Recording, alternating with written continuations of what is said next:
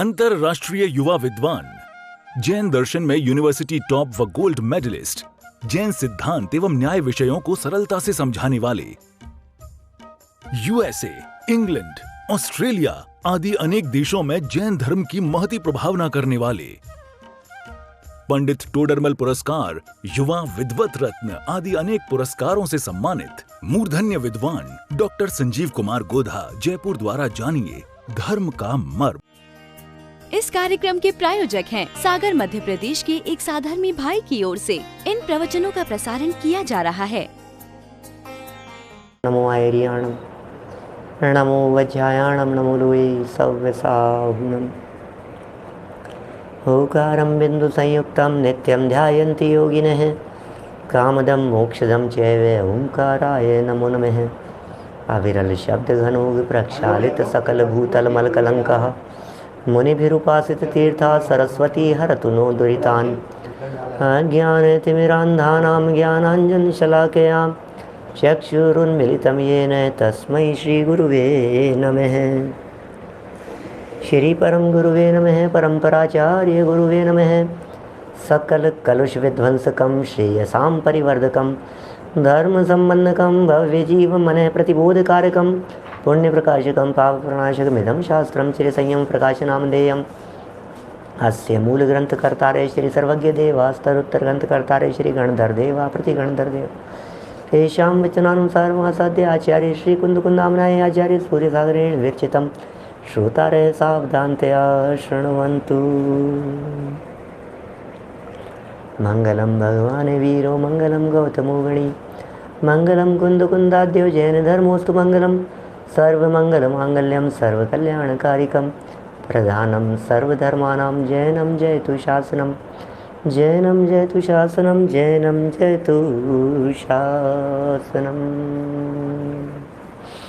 संयम प्रकाश नाम का ये ग्रंथ है और सम्यक दृष्टियों की चर्चा करते करते कुछ और आगे बढ़ रहे हैं।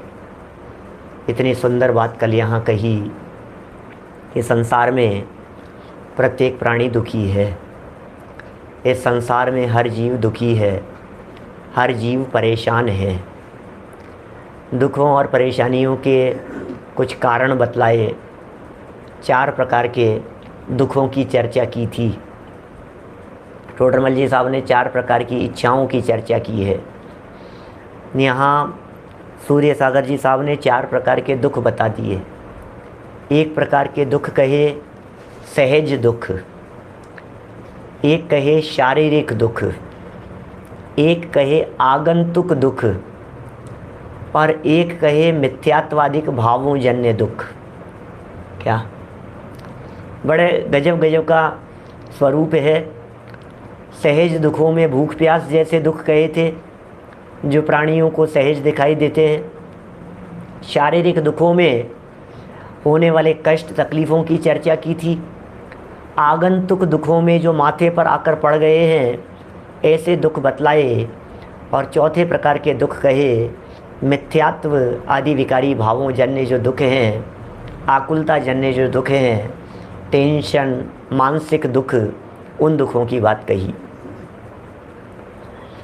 मैं अभी बात कर रहा था अशोक जी साहब से और बात करते करते ही एकदम विकल्प आया इस तरह का कि इन दुखों को 4 गतियों में भी प्रमुखता से कहा जा सकता है। माने ऐसा भी हो सकता है कि जैसे सहज दुखों की यदि हम बात करें, मुख्यता से बात करता हूँ, वैसे तो सब में सब बातें घटित हो सकती है कदाचित, लेकिन जो सहज दुख है वो तिर्यंचों में प्रमुख है। भूख प्यास वाले, आपको थोड़ी ना भूख प्यास की ऐसे ऐसे कोई बड़ी भारी आफत थोड़ी ना आ गई है माथे पर, होती तो है लेकिन ऐसा थोड़ी ना होता है हमारे जीवन में कि भूख से मरे जा रहे हैं। ये स्थिति हमारी थोड़ी ना है। भूख प्यास से मरे जा रहे हैं ये तकलीफ़ नहीं है हमारे जीवन में, बल्कि अपने जैसे घरों में तो ये स्थिति देखी जाती है कि बच्चों के खाने के लिए पीछे ही पड़े रहो और वो दूर भागते रहते हैं।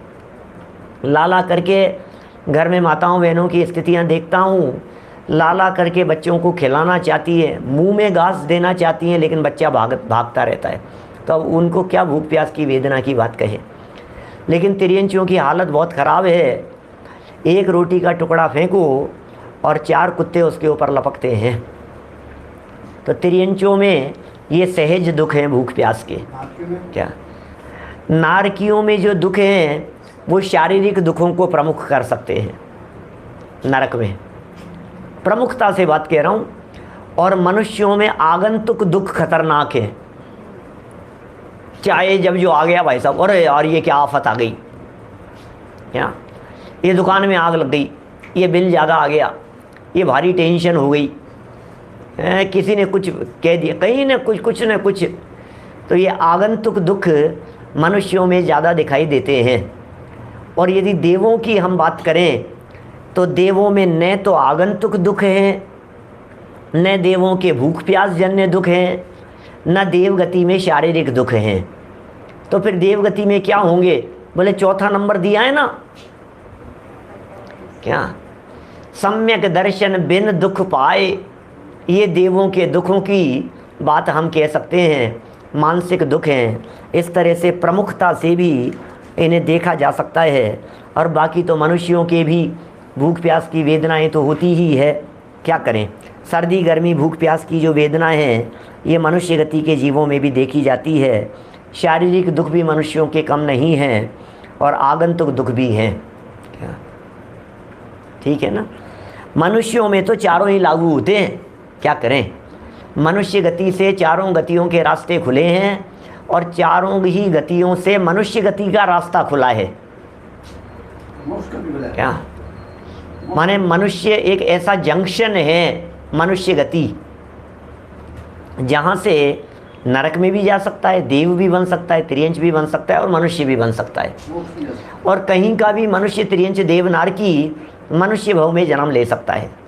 लेकिन नारकी देव नहीं बन सकता, देव नारकी नहीं बन सकता, क्या ऐसी विचित्र प्रकार की स्थितियां हैं, अलग अलग तरह की परिस्थितियां हैं। तो यहाँ जो मनुष्यों के संदर्भ में बात कही है, ये मनुष्यों में तो हमारी बात लागू होती है। सारे प्रकार के दुख, सम्यक दर्शन के बिना दुख हैं। और फिर कहा कि भैया धर्म ही एकमात्र औषधि है, धर्म के अलावा दूसरा कोई शरण नहीं है। उस धर्म के विषय में आचार्य सोमदेव सूरी ने कहा है, धर्मात् क्लेश जंतुर्भवति सुखी जगति सच पुनर्धर्म है। किम रूप है, किम भेद है, किम उपाय है, किम फलश्च जायेत। क्या क्या बातें कहते हैं। हे पूज्य हैं, धर्म के अनुष्ठान से प्राणी को वास्तविक सुख प्राप्त होता है। अतः कृपया उस धर्म का स्वरूप, भेद, उपाय और फल कहिए। क्या यशस तिलक में ये बात कह रहे हैं सोमदेव सूरी, क्या बात कह रहे हैं? हे प्रभु आप तो ये बात बतलाइए, यदि धर्म के अनुष्ठान से ही जगत के प्राणी को सुख होता है, सर्व जगत के प्राणी धर्म अनुष्ठान से ही सुखी होते हैं, तो हम आपसे निवेदन करना चाहते हैं कि आप उसी का स्वरूप बताइए, उसी के भेद बतलाइए, उसी का उपाय बतलाइए और धर्म का जो फल है उसे बतलाइए। ये निवेदन किया। देखिए क्या कह रहे हैं आगे, यस्मादभ्योदय है पुंसाम निश्रेय सफल आश्रय है। वदन्ति विदितात्मना यास्तम धर्म धर्म सूरय है। सप्रवृत्ति निवृत्त्यात्मा गृहस्थेतर गोचर है। प्रवृत्तिर्मुक्ति हेतु स्यान्निवृत्तिर्भव कारणात्। सम्यक् ज्ञान चरित्र त्रयं मोक्षस्य कारणं संसारस्य च मीमांस्यं मिथ्यात्वादि चतुष्टयम्। सम्यक् त्वं भावनाहुर्युक्ति युक्तेषु वस्तुषु मोह संदेह विभ्रान्ति वर्जितं ज्ञानमुच्यते। कर्मादान निमित्तायः क्रियायाः परमं शमं चारित्रोचित चातुर्याश्चारु चारित्रमुचिरे। क्या कह रहे हैं ये 2 3 4 5 6 यशस तिलक चंपू के 1 से 6 नंबर तक के श्लोक यहाँ प्रस्तुत कर दिए और इन सब का अनुवाद दे रहे हैं। सुंदर बातें हैं, ज़रा देखना। अनुष्ठान की बात कह रहे हैं। हर व्यक्ति को लगता है ना कोई अनुष्ठान होना चाहिए, कोई अनुष्ठान होना चाहिए। धार्मिक अनुष्ठानों की बातें करते हैं हम लोग, धार्मिक प्रवृत्तियों की बातें करते हैं। अच्छा, धर्म प्रवृत्ति का नाम है कि निर्वृत्ति का नाम है? धर्म करने के लिए प्रवृत्ति करना पड़ेगा कि निर्वृत्ति करना पड़ेगा? क्या कहना है आपका, बोलो। प्रवृत्ति में धर्म होगा कि निर्वृत्ति में धर्म होगा? पता है क्या कह रहे हैं हम? ये कह रहे हैं, हमें ऐसा लगता है, हम आज तक यही कहते रहे, बोलते रहे, एक नया बिंदु जैसा दिखा, एंगल चेंज है और तो क्या कह सकते हैं, निर्वृत्ति निर्वृत्ति निर्वृत्ति निर्वृत्ति निर्वृत्ति। क्या निर्वृत्ति में धर्म है, प्रवृत्ति में धर्म नहीं है? बिल्कुल सही कह रहे हैं आप। हमने यही सिखाया है आपको, हमने यही पढ़ाया है, लेकिन आज कुछ और पढ़ा रहे हैं, आज कुछ और बात कर रहे हैं। जितेंद्र जी साहब यहाँ प्रवृत्ति और निर्वृत्ति दोनों की बात कह रहे हैं, सही कह रहे हैं आप भाई साहब। प्रवृत्ति के बिना निर्वृत्ति नहीं होती, पकड़े बिना छोड़ना नहीं होता। हमने एक बार पहले आपको इस तरह की बात कही थी कि जहाँ विदाई समारोह होता है वहाँ क्या कहेंगे उसे, स्वागत समारोह भी होता है। आप जब स्वागत समारोह कर रहे हैं तो इसका मतलब कहीं से विदाई समारोह हुआ है। क्या कहीं से विदाई होती है तो कहीं स्वागत होता है, कि किसी जगह से निर्वृत्ति होती है तो किसी जगह में प्रवृत्ति होती है। धर्म निर्वृत्ति का नाम है, ये तो व्यावहारिक दृष्टि से कहा जाता है। जंजाल से निवृत्ति, भोगों से निवृत्ति, परिग्रह से निवृत्ति, विषयों से निवृत्ति।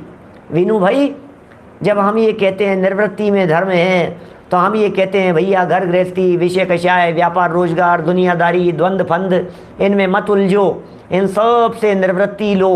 निर्वृत्ति में धर्म है, निर्वृत्ति में धर्म है। लेकिन पता है यहाँ क्या कहना चाह रहे हैं? यहाँ ये सोमदेव आचार्य हैं, सोमदेव सूरी स्वामी कह रहे हैं, ये कह रहे हैं कि नहीं भाई, तुम यदि निर्वृत्ति ले लोगे तो हमें एक बात बतलाओ, प्रवृत्ति कहाँ होगी? कि नहीं नहीं साहब, निर्वृत्ति का नाम धर्म है। अरे निर्वृत्ति में धर्म समझकर टोडरमल जी साहब ने कहा, आलसियों की तरह सोता पड़ा रहकर काल गंवाता है। आलसियों की तरह निवृत्त तो हो गए, क्या निवृत्त तो हो गए भाई साहब। कहाँ से निवृत्त हो गए? बिजनेस से निवृत्त हो गए। रिटायरमेंट है साहब, रिटायरमेंट। पंडित जी मैंने भी रिटायरमेंट ले लिया, क्या? तो अब आपकी क्या भावना है आगे कि बस यहाँ से तो रिटायर्ड हो गया, आपकी निगाह में यदि कोई काम हो तो बताना है? क्या क्या कह रहे हो? आपने निवृत्ति ले ली तो फिर आप प्रवृत्ति कहाँ करना चाह रहे हो? कि नहीं नहीं, टाइम पास नहीं होता ना, कुछ तो काम चाहिए ना। गवर्नमेंट ने तो रिटायर कर दिया 60 साल की उम्र में, और अभी तो हम हट्टे कट्टे हैं, अभी तो हम हाथ पांव चलते हैं, बराबर चलते रहते हैं। अब कोई आप कोई जगह बता दो, थोड़ा सा एक ठिया हो जाए बैठने के लिए, थोड़े देर बैठे रहते हैं, थोड़ा थोड़ा कुछ काम हो जाता है। तो ये कहना चाह रहे हैं भैया, प्रवृत्ति पूर्वक जो निवृत्ति होती है वो सच्ची निवृत्ति कहलाती है। स्वरूप में प्रवृत्ति के बिना बाहर से निवृत्ति किसी काम की नहीं है। अनंत बार निवृत्ति तो ली, लेकिन निवृत्ति लेकर के प्रवृत्ति कहाँ करनी थी इसका विचार विकल्प नहीं था, इसलिए हमारा कार्य सिद्ध नहीं हो सका। हमें बहुत सारे लोग कहते हैं, क्या पंडित जी निवृत्ति लेने की भावना है, पंडित जी निवृत्ति लेने की भावना है। हम उन्हें मना तो नहीं करते, लेकिन हाँ भी नहीं करते। हम उन्हीं से पूछते हैं, अपना निर्णय स्वयं करो भैया। आप निवृत्ति लेना चाहते हो, लेकिन प्रवृत्ति कहाँ करोगे? आपकी स्वभाव में प्रवृत्ति के लिए, आपके आराधना के लिए, आपके आत्म कल्याण और मोक्ष मार्ग में कदम बढ़ाने के लिए यदि समय कम पड़ता हो तब तो निवृत्ति लेना सार्थक है। लेकिन निवृत्ति लेकर के टीवी के चैनल घुमाएं तो बोले ऐसी निवृत्ति किसी काम की नहीं है। निवृत्ति लेकर के कहे कि मेरे को तो कोई काम नहीं है, सोते पड़े रहना चाहे, तो ऐसी निवृत्ति किसी काम की नहीं है। निवृत्ति माने क्या कहना चाहते हैं? निवृत्ति का मतलब क्या है? इस बात को थोड़ा सा गहराई से समझना पड़ेगा। ये बड़ा अच्छा खुला है, माने सच में इसलिए कहते हैं आचार्यों की शरण में रहना चाहिए। क्या क्या काला साहब, माने इसलिए कहते हैं आप शरण में रहो। ऐसा नहीं रिटायर्ड हो गए अब आप, तो रिटायर होने के बाद में अब क्या करेंगे, अब कहीं किसी जगह पर, अरे नहीं भाई, ऐसा नहीं चलेगा। शास्त्रों के काम करो। आपको यदि समय है आपके पास में, आप अनुवाद करो, आप टीकाएं लिखो, आप गाथाओं को याद करो, आप पढ़ो, आप पढ़ाने में समय दो, आप संपादन में समय दो, आप अनुवाद में समय दो। क्या बहुत तरह के काम हैं, बहुत तरह के काम हैं। हमारे पास में भी बहुत तरह के काम हैं। यदि आपको कोई काम चाहिए, पैसे से रिलेटेड नहीं, भावना से और आराधना से रिलेटेड, आप हमसे संपर्क कर सकते हैं। क्या बताएंगे आपको क्या क्या काम किए जा सकते हैं। लेखन संबंधी काम हो सकते हैं, लिखने संबंधी काम हो सकते हैं। क्या नोट्स बनाओ, प्रवचन बनाओ, पीपीटी बनाओ, डिजाइन बनाओ, ये करो, उनके भेद प्रभेद लिखो, चार्ट बनाओ, लेखन पठन पाठन में अपने समय को लगाओ, अनुवाद करो। कितने कितने तरह के काम हो सकते हैं जिग्नेश भाई। जो जिस फील्ड के हों वो उस फील्ड के अंदर काम कर सकते हैं। बहुत काम है हमारे पास में, काम की कमी नहीं है, बहुत काम है। ये वीतरागी जिन शासन की प्रभावना के क्षेत्र में, लेकिन ये सब प्रवृत्ति रूप है। लेकिन इन प्रवृत्तियों से भी निवृत्ति लेनी पड़ेगी। क्या कहा? हम तो कभी कभी ऐसा भी सपना देखते हैं टोडरमल जी के काल जैसा। क्या टोडरमल जी का जैसा काल था, 10-5 लोग 15 लोग बैठते थे, टीकाएं करते थे, प्रतिलिपियां करते थे, शास्त्रों को खोजते थे, पढ़ते थे, जिन मंदिर में बैठते थे। ये बड़े बड़े कैसा समय था एक, वो पंडित जी के सानिध्य में बड़ा बड़ा गजब का काम था। लेकिन ये सब भी जो प्रवृत्तियां हैं, इन प्रवृत्तियों से भी सिमटना पड़ेगा। क्या और उनसे सिमट करके अपने स्वरूप में प्रवृत्ति करनी पड़ेगी। क्या माने बाहर से सिमटो, क्या और अपने में आओ। स्वयं में प्रवृत्ति होती है तो पर से निवृत्ति होती है। जब पर से निवृत्ति होगी तो स्वयं में प्रवृत्ति होगी। कुंदाचार्य देव की गाथाएं हैं इस तरह की। जितेंद्र जी साहब सही कह रहे हैं आप। कुंदाचार्य देव की ऐसी मूल गाथाएं हैं जिन गाथाओं में उन्होंने कहा है, जो सो रहा व्यवहार में वह जागता निज कार्य में, जो जागता व्यवहार में वह सो रहा निज कार्य में। ओहो, क्या कहें? जो सो रहा व्यवहार में वह जागता निज कार्य में, जो जागता व्यवहार में वह सो रहा निज कार्य में। आप कहाँ सो रहे हैं, आप कहाँ जाग रहे हैं? पर में जागृति, स्वभाव की निद्रा, उन्हें कहते हैं प्रमादी। हमारे यहाँ जिनागम में प्रमादी कहा है। प्रयोग बतलाऊं आपको, सुनो, मजा आएगा सुन करके। जो मुनिराज